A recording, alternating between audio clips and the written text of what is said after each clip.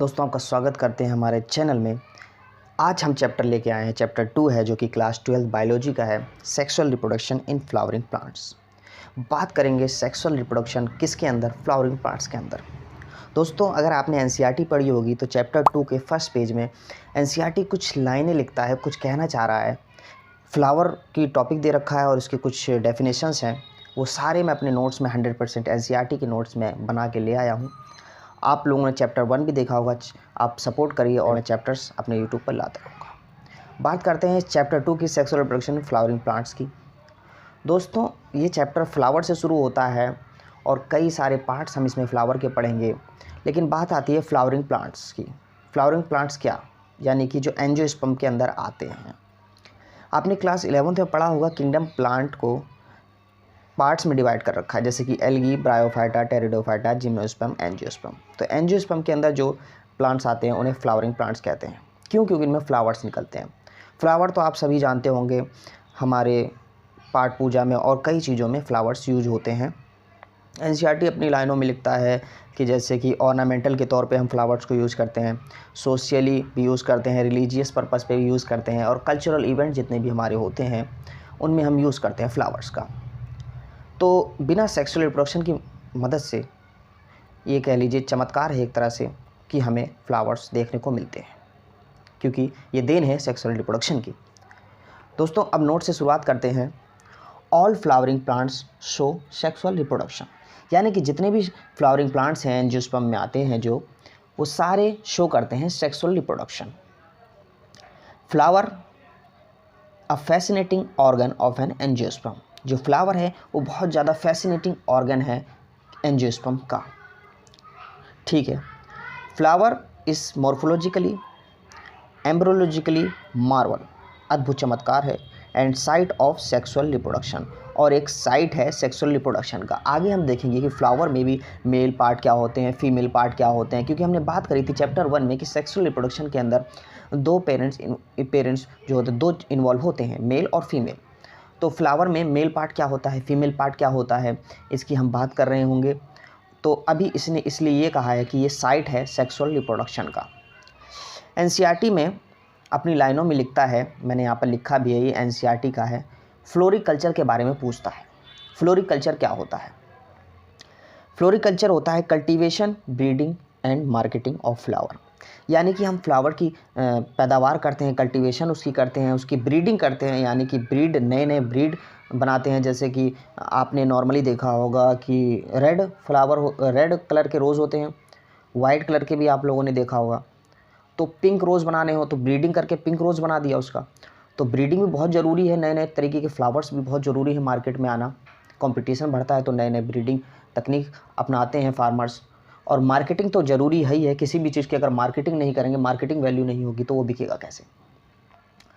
अब एक स्टेटमेंट और आती है, एनसीईआरटी की स्टेटमेंट में सारी लाता हूँ। आप लोगों ने जैसे चैप्टर 1 में भी देखा होगा, मैं एनसीईआरटी के हर एक पॉइंट को कवर करता हूँ, क्योंकि किसी भी एग्ज़ाम में एनसीईआरटी से ही ज़्यादातर क्वेश्चन आते हैं, और एनसीईआरटी से ही आजकल 90 to 100% एनसीईआरटी से ही बनाते हैं क्वेश्चंस।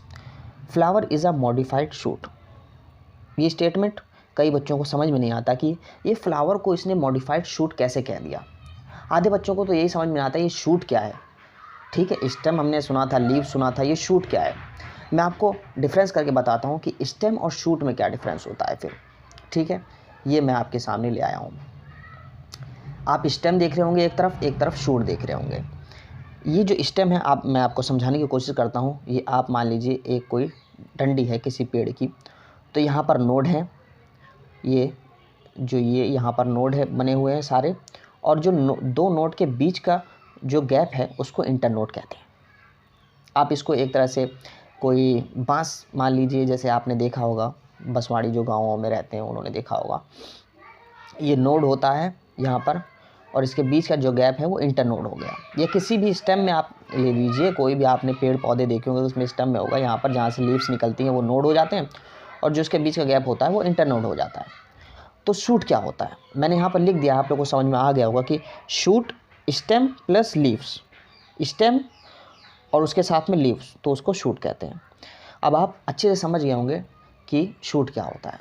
अब आगे हम बात करते हैं, उसी स्टेटमेंट बात हैं कि flower is a modified shoot हमने कहा था। तो शूट हमें समझ में आ गया। अब ये कैसे मॉडिफाइड शूट हो सकता है, यहाँ देखिए। तो आपने देखा होगा फ्लावर में थैलेमस, ये जो फ्लावर का नीचे से डंठल है, इसकी मैंने पत्तियाँ हटा दी हैं। यहाँ जो पत्तियाँ आप समझ लो बनी होंगी, ये मैंने हटा दिया है, मैंने उखाड़ के फेंक दिया मान लीजिए। तो ये जो थैलेमस है, इसे थैलेमस कहते हैं। ये मॉडिफाइड स्टेम हो गया। मॉडिफाइड स्टेम क्या हो गया? थैलेमस। यहाँ पर देखिए स्टेम में नोड और इंटरनोड होती है। स्टेम की खासियत ही ये होती है कि उसमें नोड और इंटरनोड हो। नोड यहाँ से ये लीव्स निकलेगी, ये नोड्स हो गई, और इसके बीच का गैप इंटरनोड हो गया। इंटरनोड मैंने शॉर्ट फॉर्म में लिखा, आप लोग दिक्कत मत लीजिए।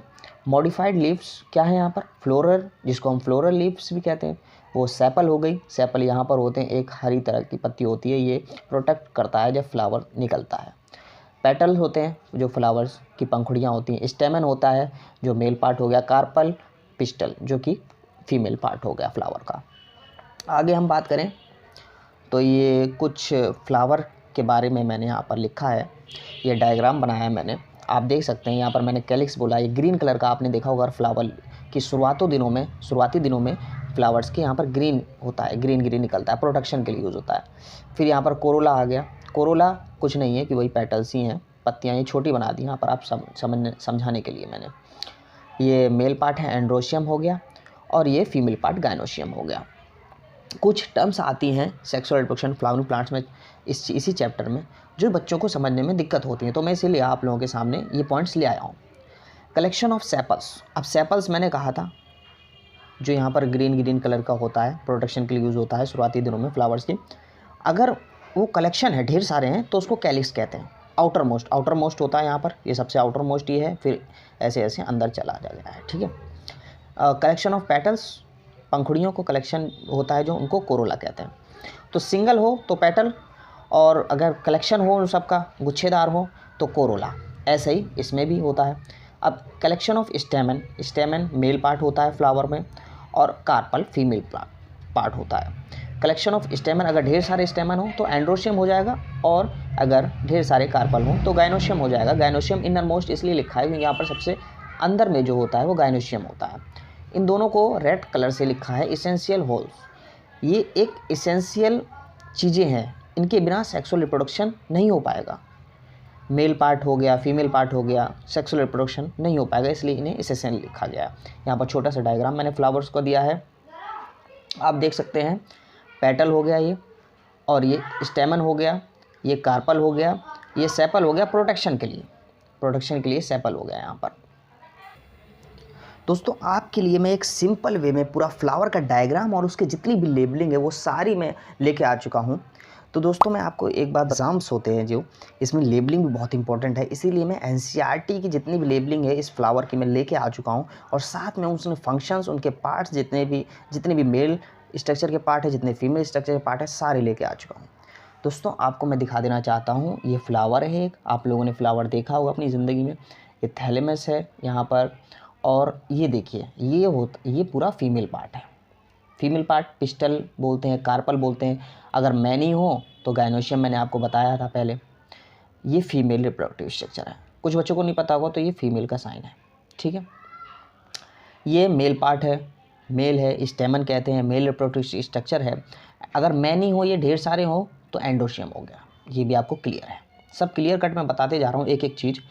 मेल जो पार्ट है उसमें दो पार्ट होते हैं, एक ये जो होता है ऊपर का, ये एंथर होता है, ये जो दो दिख रहा है आपको, और ये जो इसकी ये डंडी होती है फिलामेंट होता है। तो एंथर और फिलामेंट मेल पार्ट हो गया, ठीक है। फीमेल पार्ट में हम बात करें तो तीन इसके डिवाइड कर रखे हैं, तीन पार्ट में।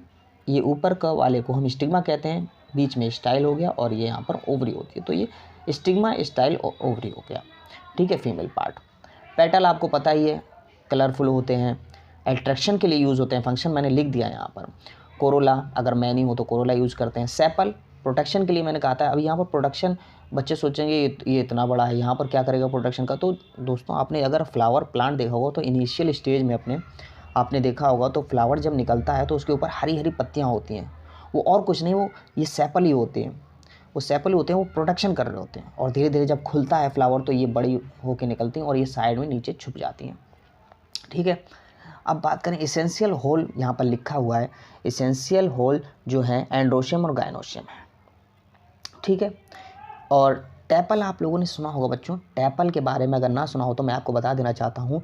अगर पेटल और सेपल हमारे फ्यूज्ड कंडीशन में हो, आपने क्लास 11th में मॉर्फोलॉजी के अंदर चैप्टर है मॉर्फोलॉजी क्लास 11th में, उसमें आपने पढ़ा होगा कि अगर पेटल और सेपल फ्यूज कंडीशन में हो तो उसे टैपल कहते हैं।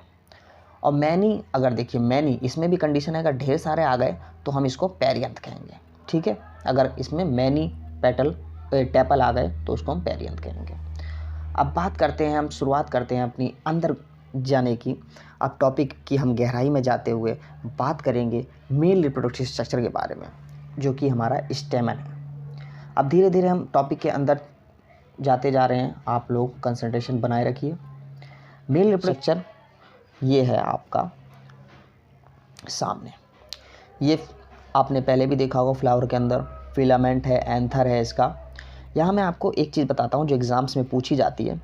जो ये थैलेमस के पास है इसको एंड जो है ये प्रोक्सिमल एंड इसको कहते हैं, और जो एंथर के पास है उसको डिस्टल एंड कहते हैं।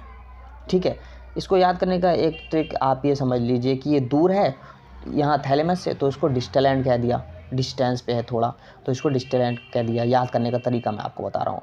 और ये थोड़ा पास में इसलिए प्रोक्सिमल एंड कह दिया। अब एंथर तो आपने देख लिया, ये एंथर होता है, फिलामेंट होता है। एंथर की बात करें हम तो एंथर भी दो तरीके के होते हैं, एक यूनिलोब्ड एक बाइलोब्ड। ये क्या चीज़ है आपने देखा होगा, यहाँ पर ये यूनिलोब्ड है, यूनिलोब्ड ये वाला है। अभी इसकी बात करेंगे। अगर ये एक होता यहाँ पर सिंगल ऐसे होता तो यूनिलोब्ड होता, यहाँ पर दो हैं, ये बाइलोब्ड हो गया। यूनिलोब्ड मोनोथिकस, थीका इसमें लोब होते हैं, जो थीका मतलब लोब मैंने यहाँ लिख दिया है। अगर मोनो मतलब एक, थीका हो तो ये यूनिलोब्ड हो गया। बाइलोब्ड डाइथिकस, टू लोब होते हैं उसमें। अब ठीक है, मैं आपको यहाँ पर हिंट के तौर पर बता देता हूँ यूनिलोब्ड किस में पाए जाते हैं।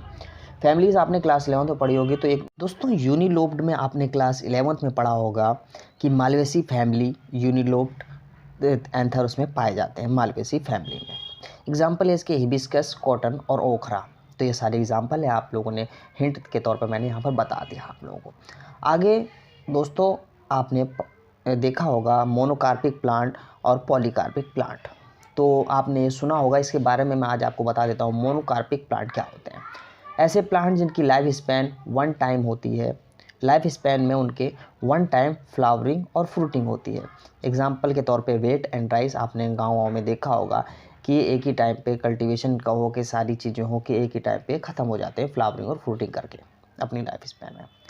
वहीं बात करें पॉलीकार्पिक प्लांट की, तो नाम से ही आपको पता चल रहा होगा, पॉली मतलब मैनी। जैसे यहाँ पर मोनोकार्पिक था तो मोनो मतलब 1 एक, यहाँ पर पॉली मतलब मैनी। पॉलीकार्पिक प्लांट क्या होते हैं? जिनकी लाइफ स्पैन में मैनी टाइम्स फ्लावरिंग और फ्रूटिंग होती है। जैसे कि आप लोगों ने रियल एग्जांपल मैंगो प्लांट देखा होगा, जब आप गर्मियों की छुट्टी में हर बार जाते होंगे अपने गांव में तो आम खिल निकलते हैं पेड़ों में, तो वो क्या हो गया, मैनी टाइम्स निकलते हैं, फ्लावरिंग और फ्रूटिंग होती है उसमें, और गुआवा में एल्सेक्ट्रा। तो ये था पार्ट 1। पार्ट 2 में हम लेके आएंगे और भी सारे नए कंसेप्ट चैप्टर 2 के।